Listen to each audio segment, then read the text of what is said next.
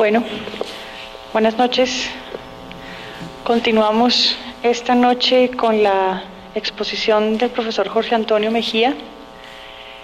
Yo tengo que decir que estoy particularmente agradecida con él y estoy segura que ustedes también van a estarlo cuando él termine de hacer su exposición, porque él viene desde Medellín solo para estar con nosotros esta noche. Entonces estamos muy agradecidos con él. El profesor Mejía es filósofo de la Universidad Javeriana, tiene un doctorado de la Universidad Gregoriana de Roma, trabaja desde hace varios años filosofía de la ciencia y es también profesor desde hace varios años en la Universidad de Antioquia. Allí en la Universidad de Antioquia trabaja en un grupo de filosofía de la ciencia, pero por otra parte su trabajo en filosofía de la ciencia lo ha llevado a conformar un grupo de estudio que se relaciona con el trabajo en lexicografía aplicada a la filosofía. Y el grupo de trabajo, uno de los objetos del grupo de trabajo, de estudio del grupo de trabajo es la literatura colombiana. La conferencia del profesor Mejía se titula La ciencia falible y sus recuperaciones filosóficas y sus repercusiones filosóficas. Los dejo entonces con él y muchas gracias.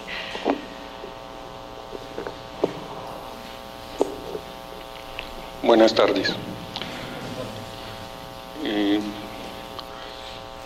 Ángela comenzó agradeciéndome, yo también le quiero agradecer la invitación a Ángela.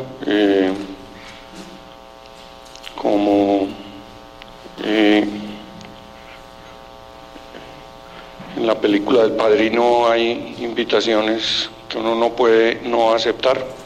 Para mí era muy honroso tener esta invitación y por eso he venido con mucho entusiasmo a presentar aquí estas reflexiones sobre la ciencia falible dentro de este curso de extensión que se ha programado en filosofía. Lo primero que quiero decirles es que cómo nació la idea de esta conferencia.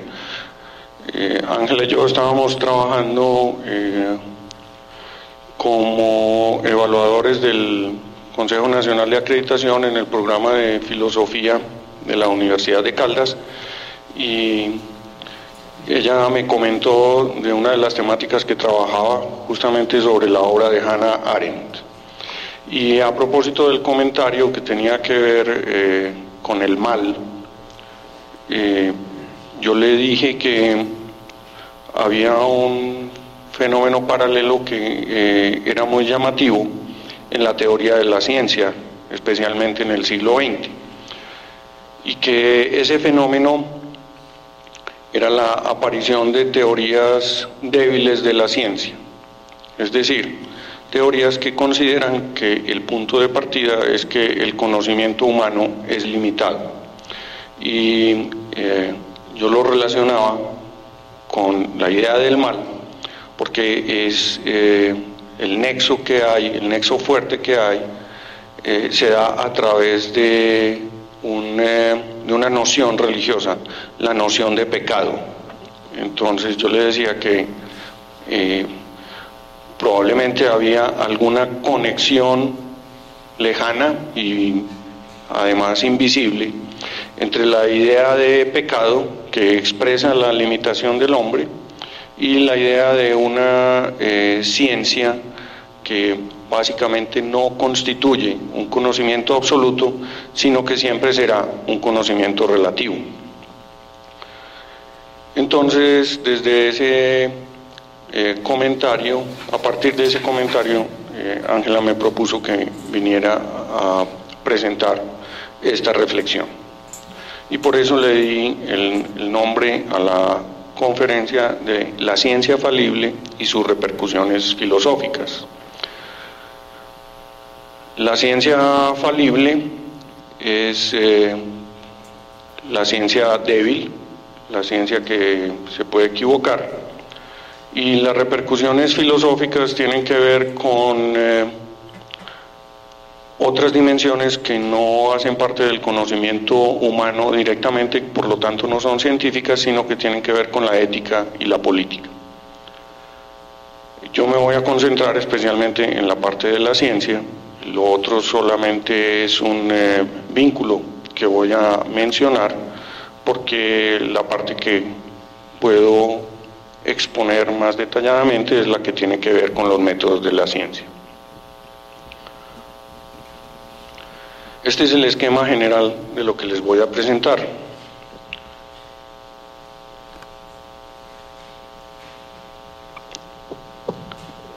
El esquema general parte primero de una presentación de la teoría de la ciencia del Círculo de Viena.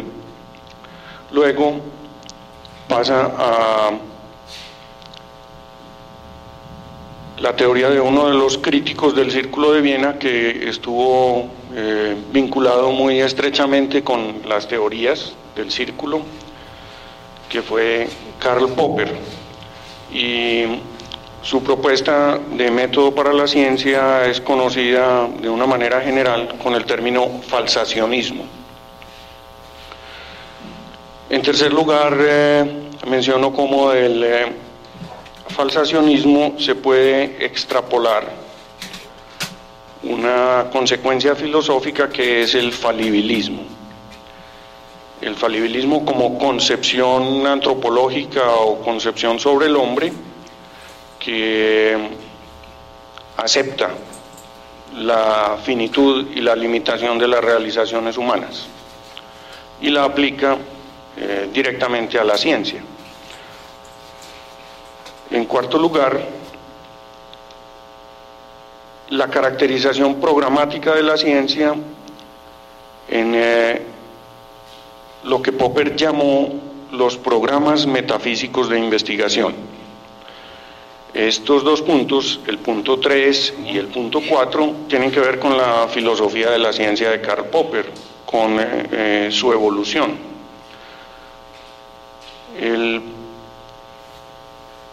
Los programas metafísicos de investigación hacen parte de la etapa media del desarrollo de la teoría de la ciencia de Popper. En quinto lugar, está la metodología de los programas de investigación científica de Imre Lakatos, que fue uno de los discípulos de Popper y que fue su sucesor en la cátedra de filosofía de la ciencia cuando Popper se jubiló. Y el sexto punto es la incompletez de la ciencia como una proyección filosófica de los programas,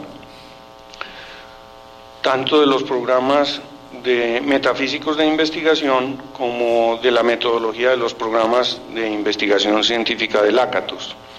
Esa incompletez de la ciencia tiene que ver con un escrito pequeño de Karl Popper que aparece en una obra que se publica ya muy tarde en su vida, cuando él está ya jubilado, y no solamente eso, sino que él ya no publica directamente sus trabajos, sino que los deja al cuidado de otras personas, porque ya no tiene el vigor que tenía en su juventud para hacer todo el seguimiento de las recopilaciones hasta la etapa final.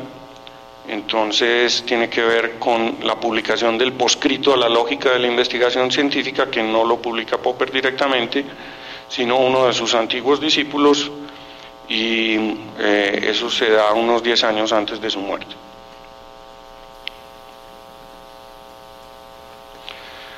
Pero antes de empezar con el Círculo de Viena, quiero ampliar un poco más el punto que tiene que ver con el pecado. Justamente a propósito del comentario que le había hecho a Ángela, estuve mirando la noción de pecado, sobre todo en la teología cristiana y en la teología del judaísmo, y encontré que el término griego que después va a aparecer en las traducciones contemporáneas como pecado, que da origen a esa noción, es un término, es una palabra, hamartía, es la palabra griega. Hamartía tiene como acepción original en el diccionario etimológico de la lengua griega de Chantrén, errar cuando se dispara a un blanco, es decir, es ser impreciso, equivocarse, errar el blanco. Y a partir de ese significado, hamartía y el verbo hamartano van expandiendo su campo semántico y terminan con acepciones teológicas mucho más precisas que tienen que ver ya con las nociones que son para nosotros más familiares a través del cristianismo, como el rebelarse contra Dios. Pero ese es el desarrollo de la noción original implica simplemente tener imprecisiones, tener fallas, tener debilidades, literalmente equivocarse cuando se dispara a un blanco, errar el blanco. La noción latina, que es la noción de pecado, peccatum, también tiene una importancia especial. Si nosotros miramos que la palabra pecado etimológicamente tiene que ver con la palabra peca, que es mancha. La palabra peca del castellano, que quiere decir mancha, es una metáfora de una imperfección. Entonces, pecado, aunque tiene también un desarrollo semántico a través del tiempo, que lleva la noción hasta el rebelarse contra la autoridad de un ser divino, contra Dios, también tiene en latín originalmente el sentido básico de imperfección. Y eso es lo que está ligado con una concepción de la ciencia imperfecta. Entonces pasemos al primer punto, que se centra en el movimiento del Círculo de Viena, que también se conoció como el positivismo lógico. El movimiento del Círculo de Viena tiene su punto más llamativo en el año 1929. En el año 1929 se publica el manifiesto. Los miembros del Círculo de Viena, que eran universitarios, profesores y estudiantes, tenían un centro común. El centro común era el Seminario de Filosofía de las Ciencias Inductivas del profesor Moritz Schlick, que era un profesor alemán que había sido llamado para asumir la cátedra de Filosofía de las Ciencias Inductivas, que había sido creada a su vez en la Universidad de Viena para el físico Ernst Mach.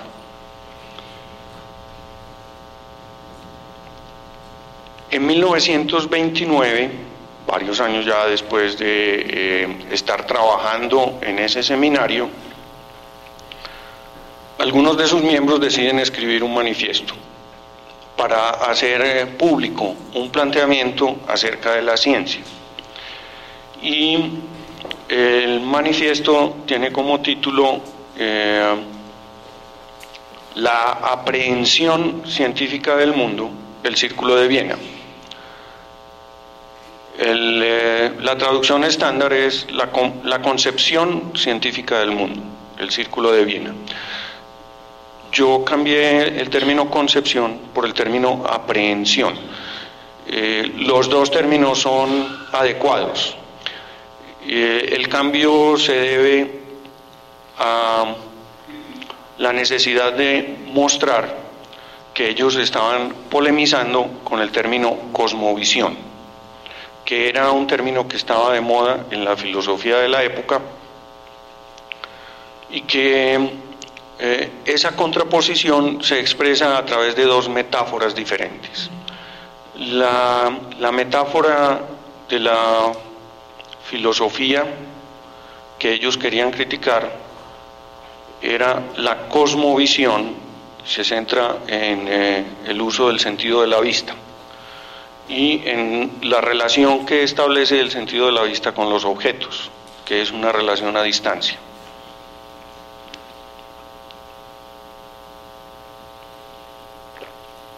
El término que se utilizaba en filosofía era Weltanschauung. Weltanschauung también se podría traducir de una manera, por ejemplo, en el ámbito del deporte, como la visión periférica. Es la manera de mirar alrededor, lo que hace un buen armador en un deporte colectivo, tener una visión global. Los tres autores del manifiesto del Círculo de Viena, que fueron Hans Hahn, un matemático que era profesor de la universidad, Rudolf Carnap, un físico que no era profesor en Viena, sino que venía de la Universidad de Berlín a las reuniones del Círculo, y Otto Neurath, que era un sociólogo que trabajaba en Praga. Los tres autores utilizaron un término distinto, que era Weltauffassung, y el término Auffassung hacía relación a la posibilidad de coger, es decir, al sentido del tacto, a poder agarrar. Por eso utilicé el término aprehensión. Y entonces hay una polémica con esa idea de la relación distante con el mundo, cuando se plantea que la relación puede ser mucho más cercana y que es posible agarrar el mundo, aprehender el mundo, o que el mundo se puede concebir. La palabra concebir tiene relación con el verbo coger.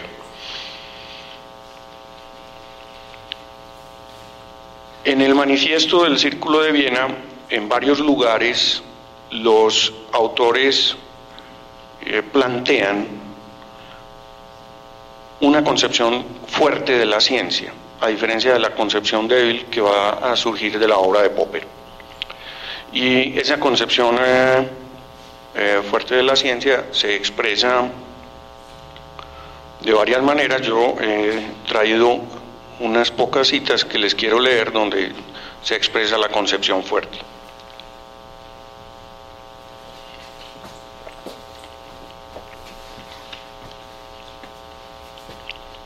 La primera dice así: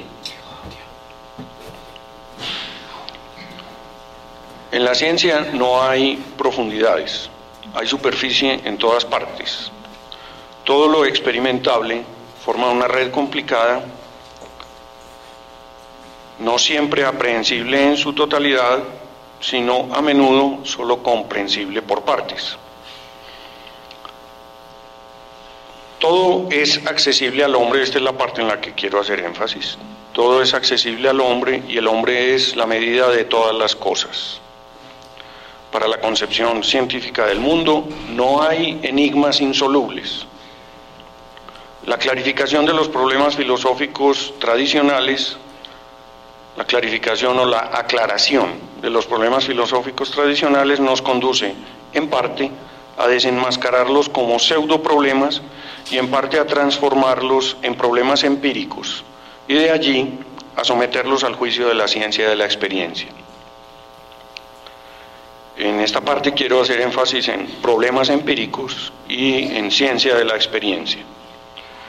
En esta aclaración de problemas y enunciados consiste la tarea del trabajo filosófico, no en el planteamiento de enunciados filosóficos propios. Aquí hay también una manifestación de la polémica, sobre todo cuando se dice que en la ciencia no hay enigmas insolubles. Contra la profundidad y contra la metafísica kantiana que planteaba que el conocimiento no podía llegar en su totalidad al mundo como conocimiento teórico.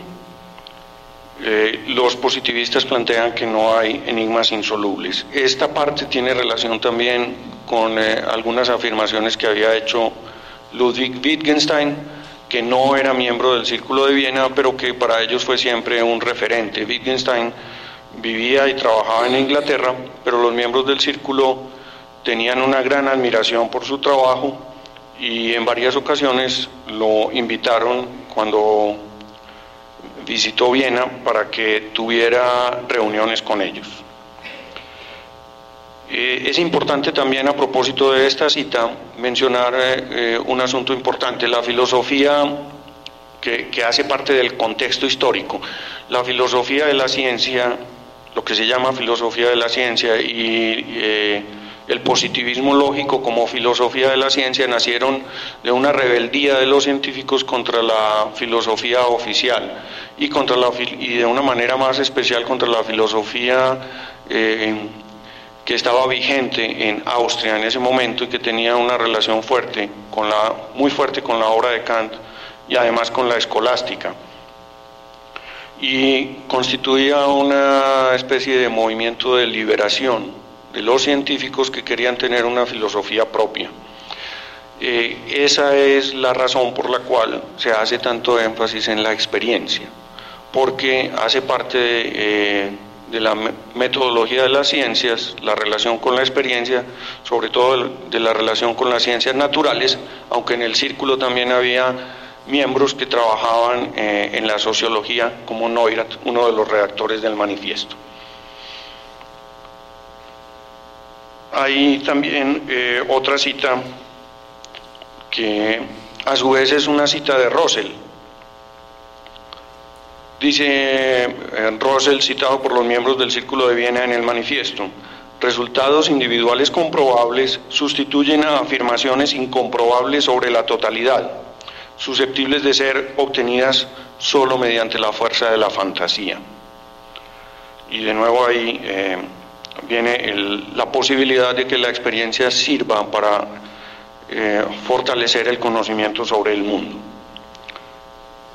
Finalmente, hemos caracterizado la concepción científica del mundo en lo fundamental mediante dos rasgos. Primer rasgo es empirista y positivista. Hay solo conocimiento de la experiencia que se basa en lo dado inmediatamente. Esa es la parte que se refiere a la experiencia, al empirismo, y que se basa en lo dado inmediatamente es lo que tiene que ver con el contenido del término positivismo. El positivismo tiene que ver con la posibilidad de una relación inmediata con el mundo. Con esto se establece la demarcación del contenido científico legítimo. Habíamos dicho que tenía dos rasgos: el primero es ese. El segundo, la concepción científica del mundo se distingue por la aplicación de un método determinado, a saber, el del análisis lógico.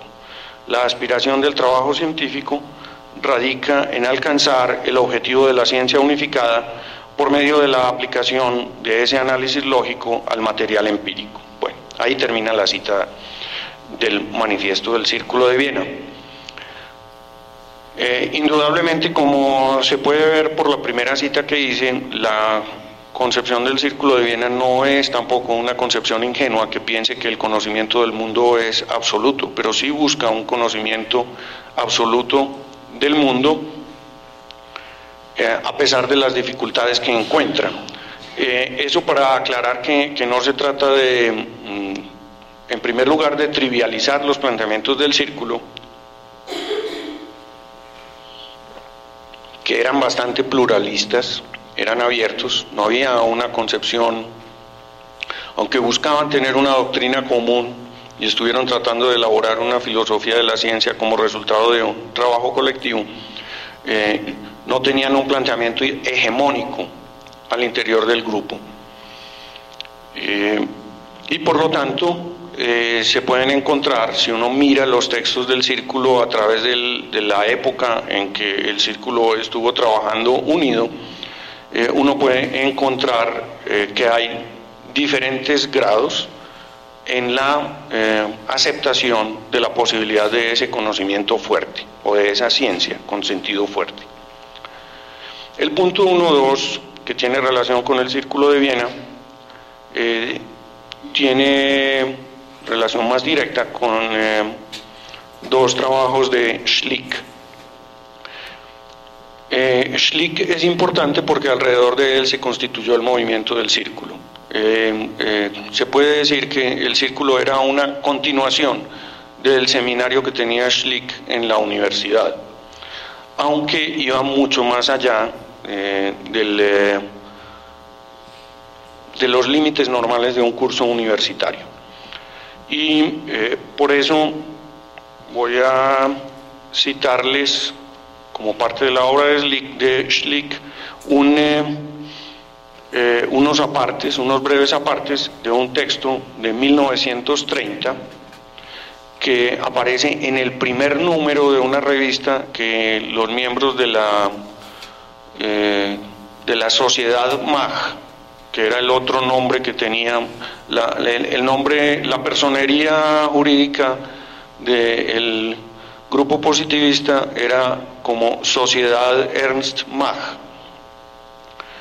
Y los miembros de esa sociedad recogieron dinero para comprar una revista de filosofía que ya estaba en funcionamiento y le cambiaron el nombre, la llamaron la revista Conocimiento, Erkenntnis. Tenía otro nombre, y en el primer número, que se publica en 1930, Schlick publica un artículo programático un año después del manifiesto, menos de un año después del manifiesto. El manifiesto se lanzó en septiembre de 1929 y se llama El viraje de la filosofía. El término podría ser traducido también de una manera más trivial como la nueva ola de la filosofía. Hay un giro, hay un movimiento fuerte que es el que produce este viraje de la filosofía.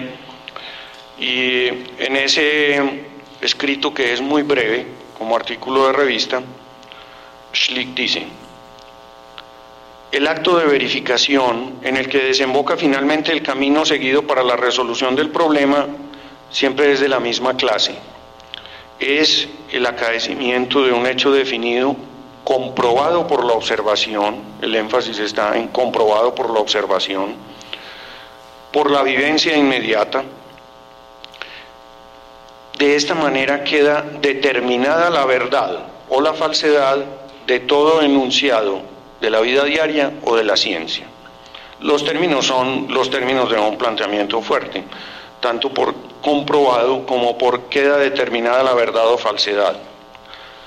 Luego dice: no hay pues otra prueba y confirmación de las verdades que no sea la observación y la ciencia empírica.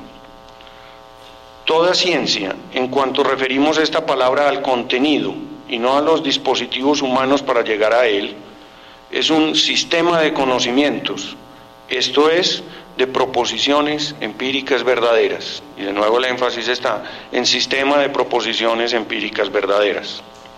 Y la totalidad de las ciencias, con inclusión de los enunciados de la vida diaria, es el sistema de los conocimientos.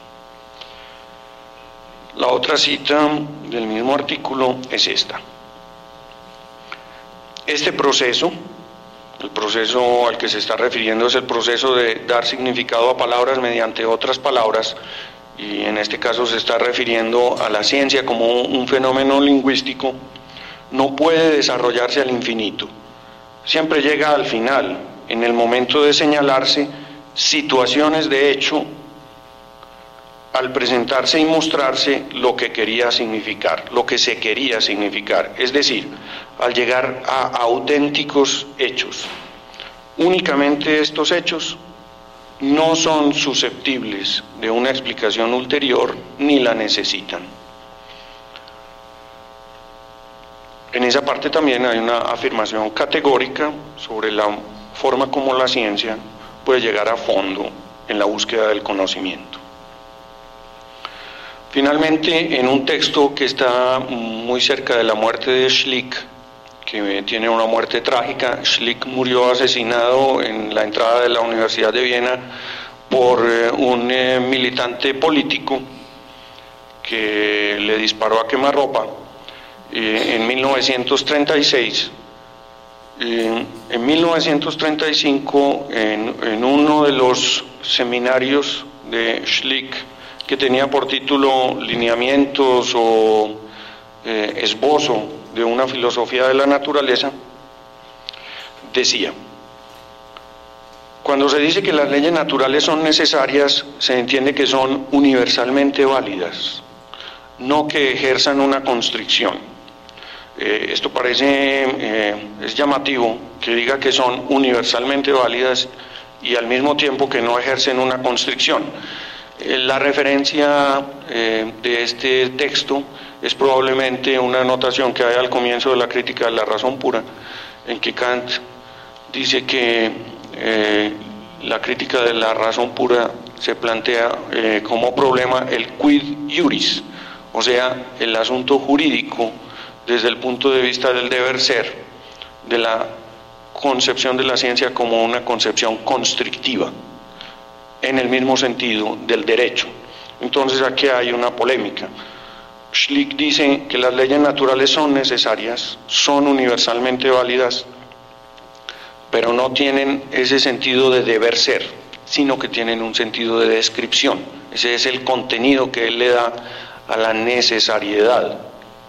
En este caso, necesariedad se utiliza como un término abstracto para distinguirlo de necesidad, que tiene otro sentido en la filosofía, es un término inventado para establecer esa diferencia. La explicación que da Schlick es esta: una ley del Estado está puesta ante los individuos como una constricción, pero no tiene sentido hablar de constricción a propósito de una ley natural. Un uso lingüístico semejante puede ser sugerido por el doble sentido de la palabra ley, del cual a su vez es responsable la extrapolación inconsciente de un modelo psicológico. Schlick dice: explicar la ciencia significa describirla mediante leyes. La función de las leyes, el sentido de las leyes, consiste en describir, no en prescribir. Ellas nos informan sobre lo que sucede, no sobre lo que debe suceder. Más adelante, en el texto del seminario, Schlick tiene otra afirmación que va a tener importancia un poco más tarde cuando veamos la relación con la obra de Karl Popper. Hace referencia al convencionalismo. Y para hablar del convencionalismo, cita a Poincaré, menciona a Poincaré. Dice: Poincaré ha mostrado que si bien se ha encontrado un modelo mecánico, existen ciertamente muchos otros que pueden servir para el mismo propósito. Se admite generalmente que a partir de los macrofenómenos observados nunca se puede inferir nada unívoco sobre los microfenómenos y que siempre se dan varias posibilidades. Este texto muestra que la concepción, que a pesar de la concepción vigorosa y de conocimiento absoluto que hay sobre la obra, sobre la ciencia, en la obra de Schlick, también hay puntos comunes que cuando van a ser desarrollados por Karl Popper van a establecer una diferencia. Y es la diferencia que va a ser significativa para la aparición del falibilismo, o sea, de la concepción débil de la ciencia. Pasemos entonces al falsacionismo de Karl Popper. Karl Popper era un estudiante de educación cuando Schlick llegó para ser profesor de la Universidad de Viena. Popper no estudió filosofía, estudió educación, pero por la índole de la universidad alemana que se cultivaba también en la Universidad de Viena, la formación era una formación combinada, había mucha libertad para combinar áreas de formación. Y entonces Popper estudió simultáneamente psicología, hizo muchos cursos de psicología. En esa formación su principal maestro fue Carl Bühler, que para nosotros es conocido más como lingüista que como psicólogo. También hizo formación en filosofía de la ciencia y en física, y asistía al seminario de Schlick, como asistía Neurath, pero Popper asistía al seminario, a la parte escolar, pero no era miembro del círculo y por lo tanto no asistía a las reuniones que ellos tenían por fuera de los cursos universitarios. Popper era un discutidor vigoroso de muchas de las tesis que se ventilaban en el movimiento, y hasta el punto de que Neurath le decía jocosamente que era la oposición oficial del Círculo de Viena. En esa relación con las teorías de la educación y con las teorías de la física, Popper compartía con el grupo del Círculo una parte común, que era la continuidad en la consideración de la lógica formal como canon de la razón.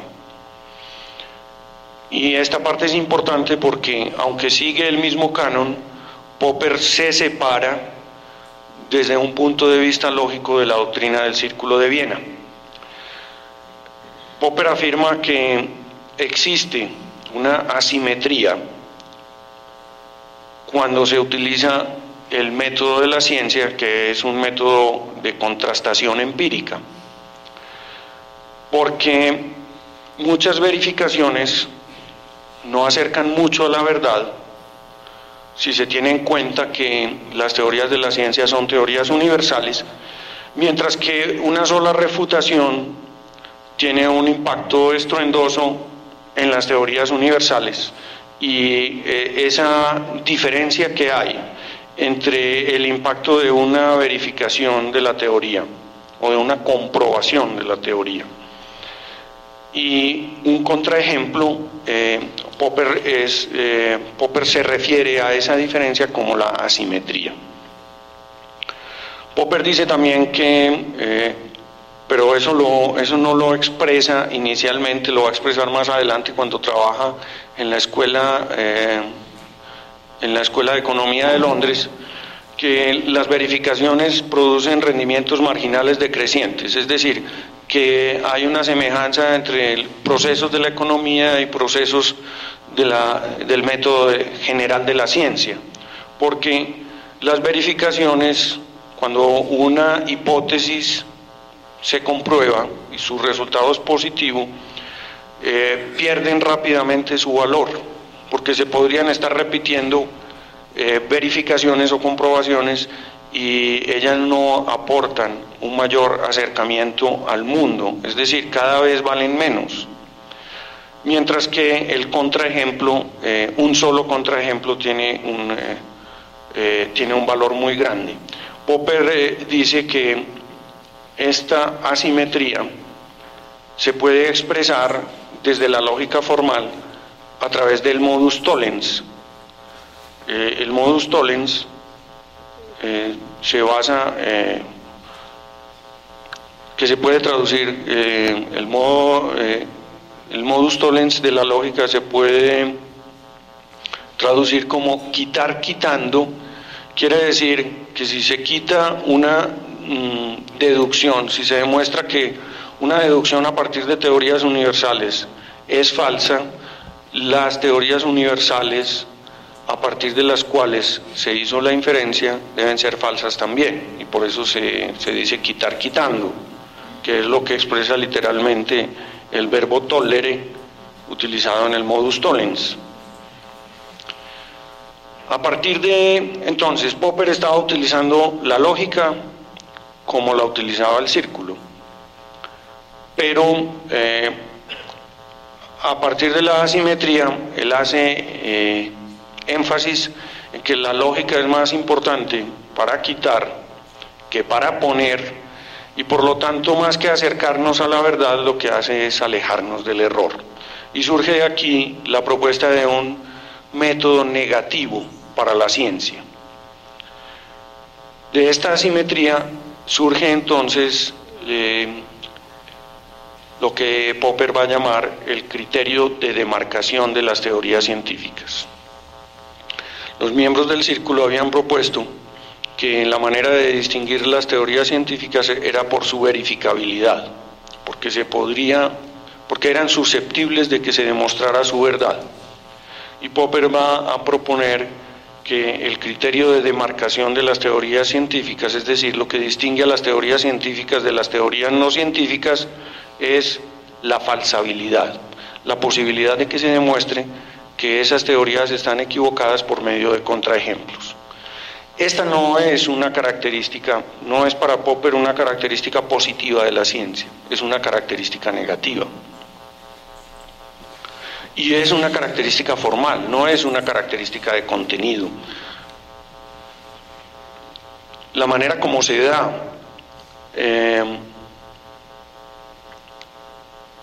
la característica, se concede a las teorías de la ciencia la falsabilidad, es por medio de ajustes lógicos, por la manera como se formulan las teorías.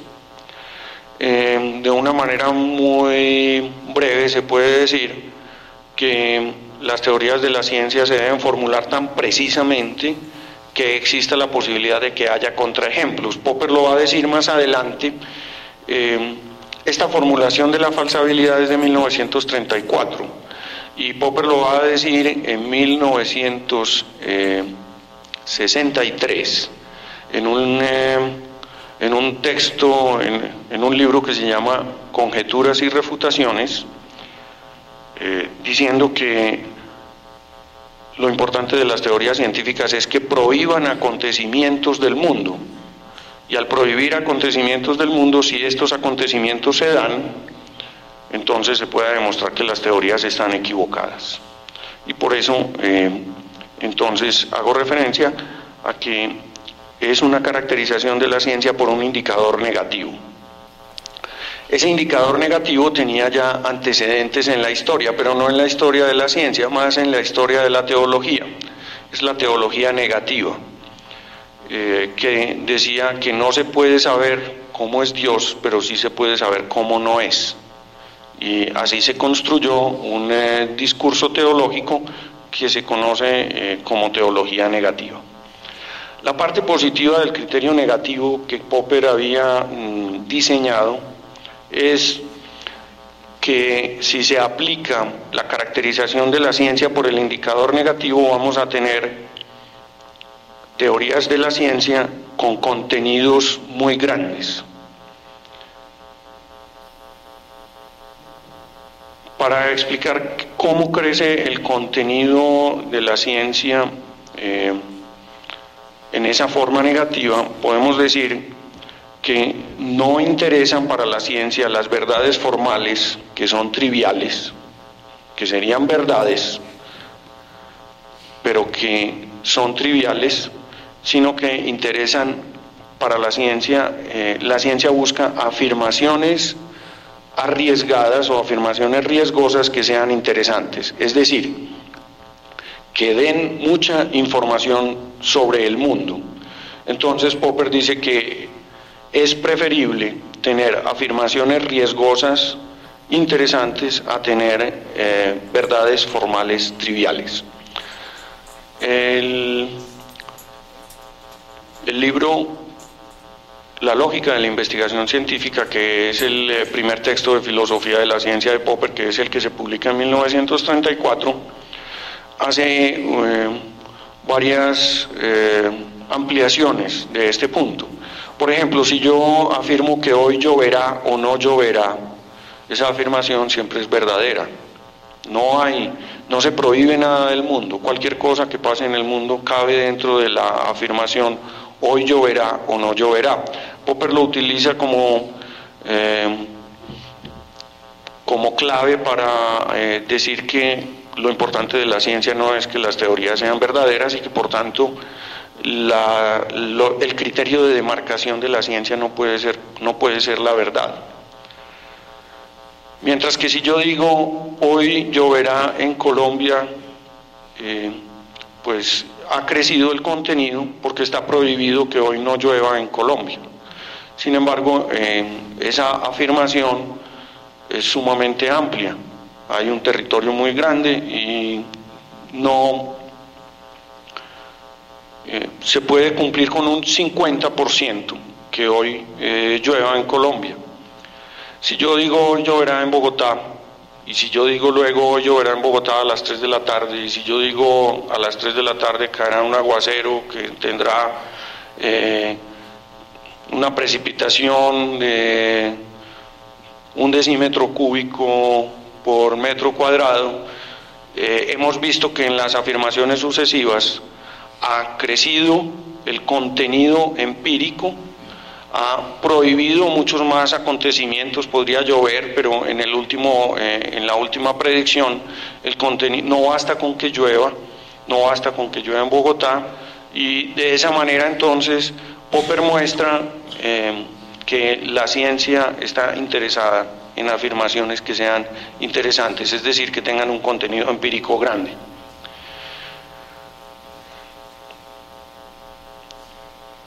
Sin embargo, cuando se hace este recorrido, se ve que el problema, que se ha generado paralelamente un problema, y el problema es que la verdad se ha alejado. Tenemos afirmaciones que son interesantes, pero no afirmaciones que son verdaderas. Entonces, ese problema de la verdad y el papel de la verdad en la teoría de la ciencia ha ido aumentando. Mientras en la teoría es cada vez más débil. Para tratar de solucionar el problema que se genera, Popper propone, y aquí está el nexo con la referencia que Schlick había hecho al convencionalismo y en concreto a Poincaré, que también para Popper va a ser un autor de referencia muy importante.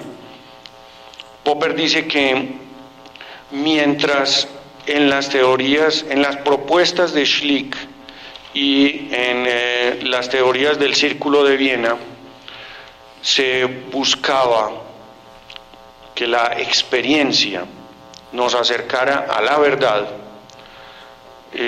ese acercamiento a la experiencia terminaba siendo un criterio individual y por tanto estaba muy cerca de la certeza, pero solo de una certeza desde el punto de vista psicológico. Entonces, Popper propone que hay que renunciar a la verdad efectiva, porque el positivismo no puede encontrarla,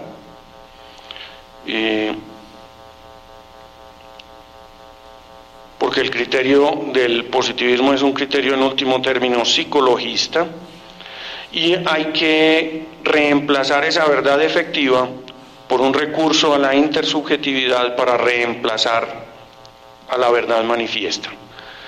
Y entonces dice que se trata de encontrar afirmaciones en las cuales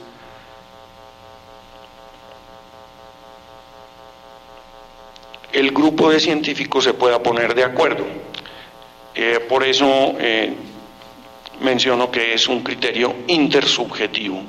No es una verdad manifiesta, sino un reemplazo de la verdad que es el acuerdo de la comunidad científica.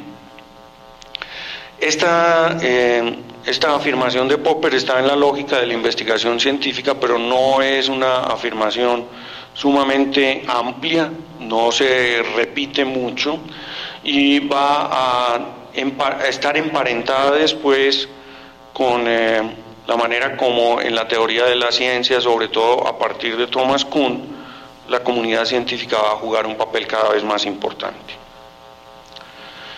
De esta propuesta popperiana surge entonces una generalización que va a ser conocida como falibilismo.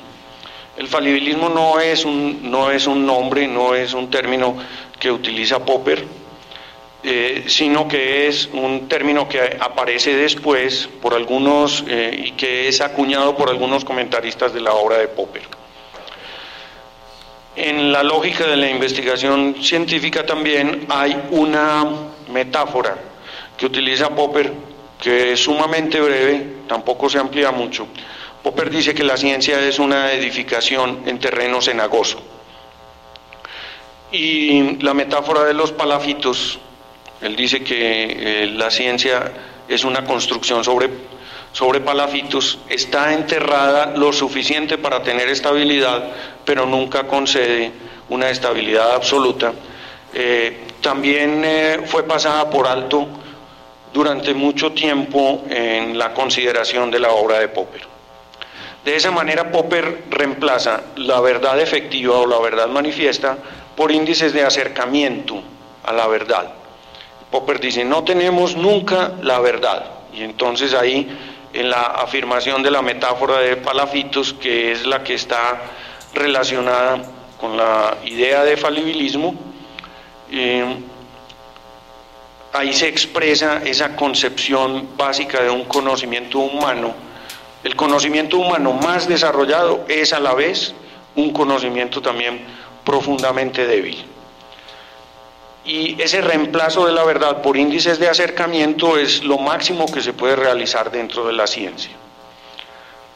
En la obra de Popper fueron notorios dos índices de acercamiento a la verdad. Uno se llamó verosimilitud y el otro se llamó corroboración.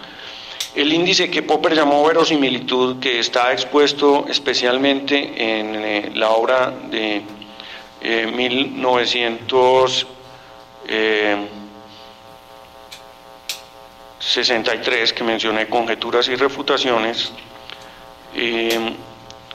se llama verosimilitud, literalmente semejanza a la verdad. Entonces Popper dice, podemos tener teorías que se parecen a la verdad, aunque no son la verdad y tampoco son exactamente iguales a la verdad.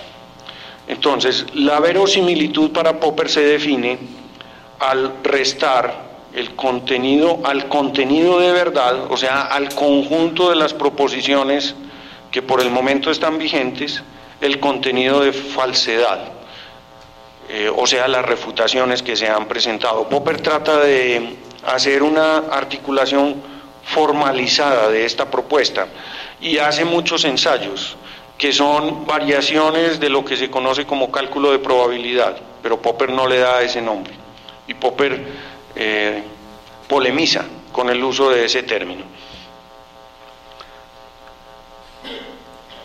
También utiliza como indicador el que él llama la corroboración, y de la corroboración da una definición intuitiva. Dice que una teoría muestre su temple cuando resiste intentos severos de falsación. Dice, la corroboración de una teoría se da cuando, pese a que yo trato de demostrar que es falsa, la teoría sigue mostrando que no se encuentran contraejemplos.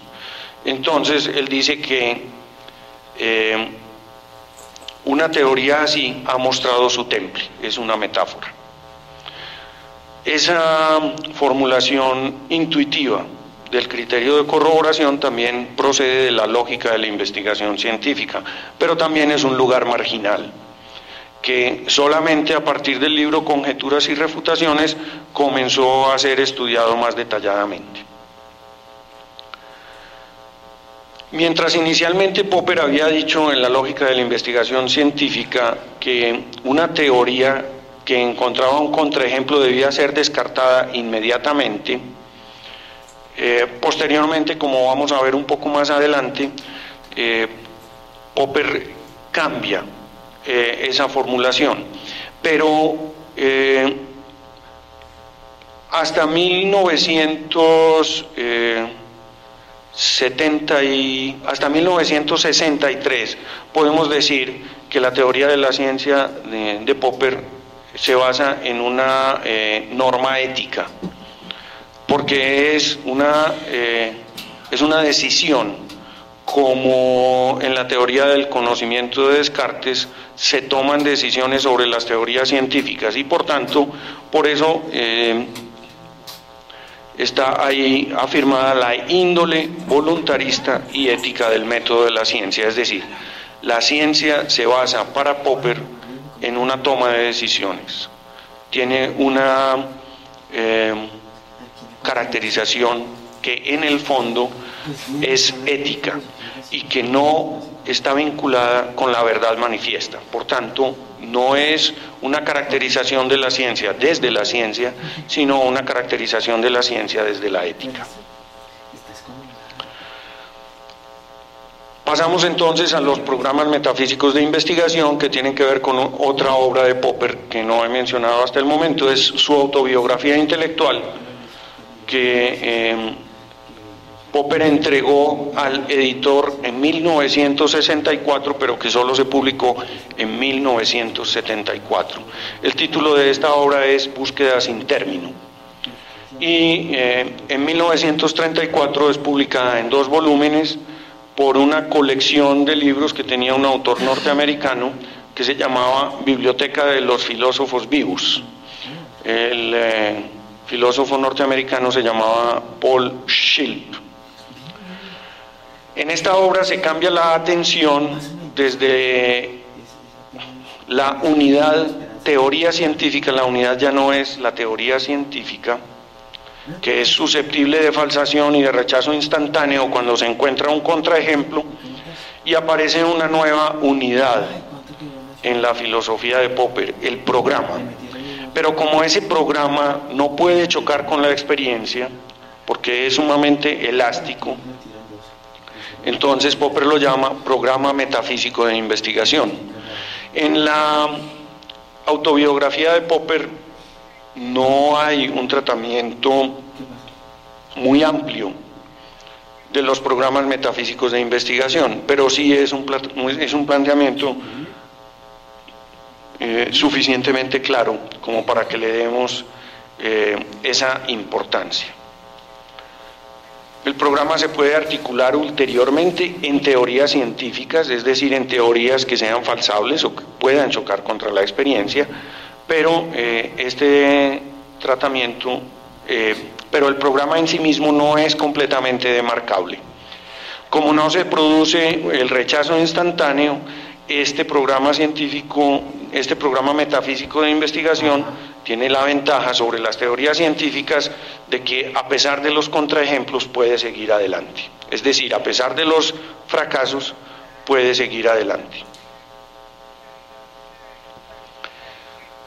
Entonces, la parte positiva de los programas de investigación es la posibilidad de tomar unidades complejas de teorías como programas.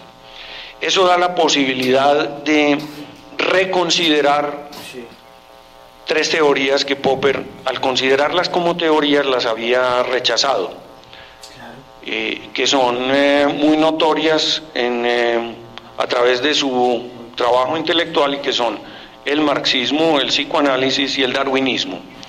De esas 2, Popper solo reivindica directamente el darwinismo, y a través de su obra siempre va a rechazar el marxismo y el psicoanálisis como teorías no científicas, debido a que para él utilizan formas de defensa que tratan de evitar a toda costa su falsación y que por tanto le restan precisión e interés. Mientras que Popper considera el darwinismo como un programa metafísico de investigación, y prácticamente es el modelo que él desarrolla no solo en la autobiografía, sino en la obra final a través de su vida.